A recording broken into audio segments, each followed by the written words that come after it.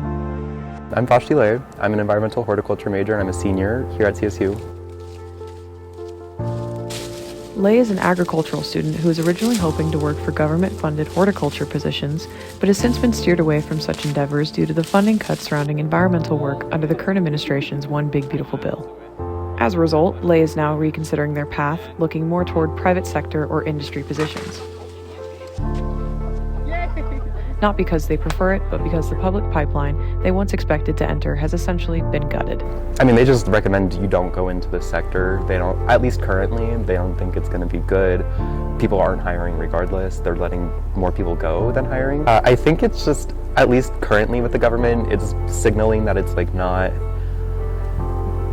cared about or not like they don't want the future of environmental things to succeed, I guess, if that makes sense. Like it feels like they're setting it up to continuously fail or to never have funding, which is pretty grim. Yeah, I don't really know. It's left me feeling pretty uncertain, I would say, and like iffy.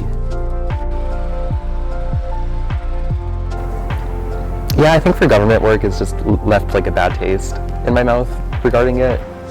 And that it really depends on like who is in charge, which sucks. Like regardless of the program, it's just like, well, it could just get unfunded in a blink of an eye. I did have bigger like, oh, we could redesign things and how they worked, versus now it's just kind of like, well, what do I want to do? And I should probably focus on that. I guess like I'd hope they would just see that it's like there is benefits to supporting more environmentally sound ways, like things that are actually beneficial to the environment. Roughly 60 miles northwest, Rocky Mountain National Park is facing its own version of this reality. Estes Park Mayor Gary Hall acknowledges that when federal research, conservation staffing, or wildlife monitoring gets cut, the consequences ripple far beyond the trailheads. Well, the first people to feel it are the ones that aren't employed right now. And many of them are our neighbors and friends. Most of the people who work in Rocky live either in Estes Park or in one of the nearby towns. If the numbers that go to the park deplete, the numbers that come through Estes Park will deplete.